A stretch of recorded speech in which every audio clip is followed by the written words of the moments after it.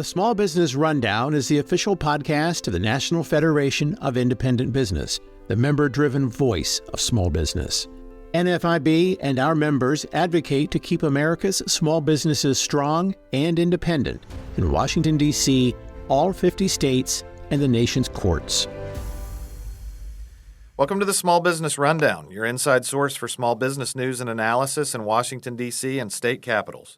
I'm Adam Temple, NFIB Senior Vice President of Advocacy, and on this very first episode of the Small Business Rundown, we're at the beginning of a new Congress with hundreds of senators and representatives here in Washington.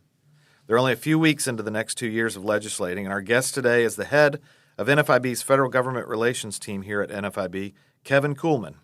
Kevin will discuss several laws and regulations small business owners should be eyeing in the years to come.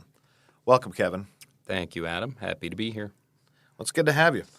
So, Kevin, we're mere weeks into a new 2-year session of Congress. You and your team have had a watchful eye on what's going on, and you've spent a fair amount of time with office holders and their staffs already. What are you seeing so far and that may be enlightening for those in the small business community? Well, sure. As everyone knows, after the election, we now have a divided Congress in the 118th Congress. Mm-hmm. Democrats narrowly lead the Senate, Republicans narrowly lead the House.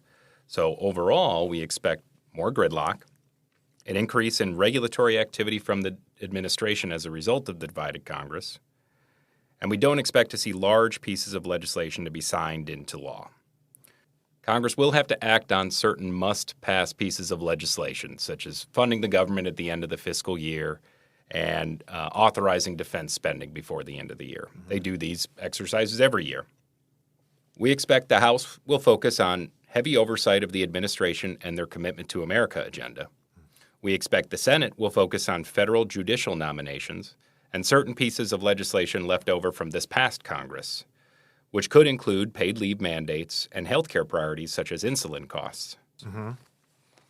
When it comes to the specific focus of NFIB, we're fighting on behalf of small business owners every year. We ask small business owners to submit their votes on a series of federal policy issues. It's known as our NFIB member ballot. And based on those responses, we develop a list of top small business legislative priorities that our advocacy will focus on. And we share that with federal legislators here in Washington, D.C. And on what policy areas are our NFIB members asking us to focus on? Well, broadly, the categories are taxes, labor and employment law, regulations, healthcare, and a competition agenda. More specifically, on the tax front, we're playing a little bit of offense and defense.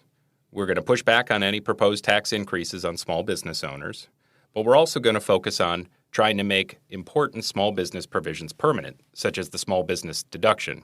In fact, one of the first votes this Congress was a key vote, and that was in the House of Representatives.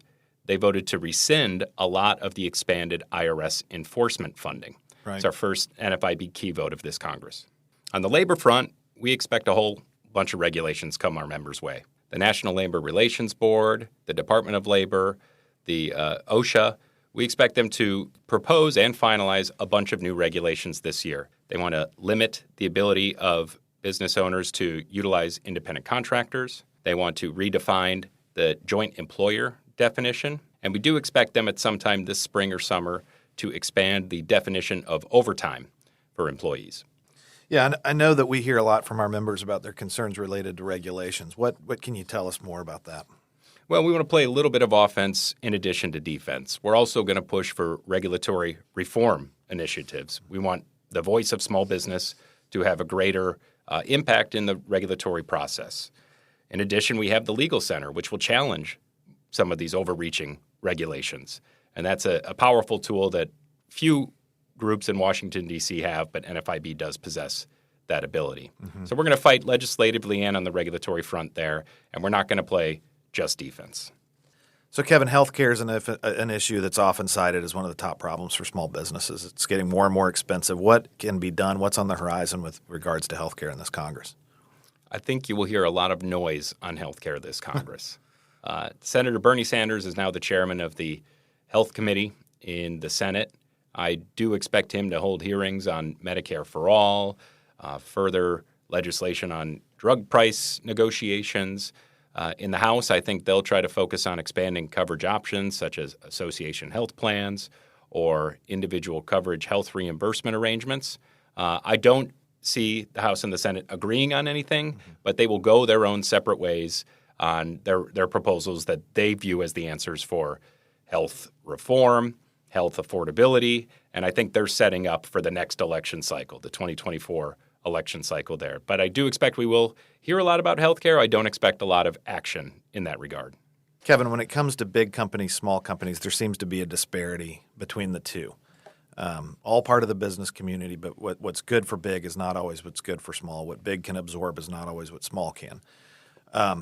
On the competitive front, how is it that small businesses are going to be able to compete with their larger competitors moving forward?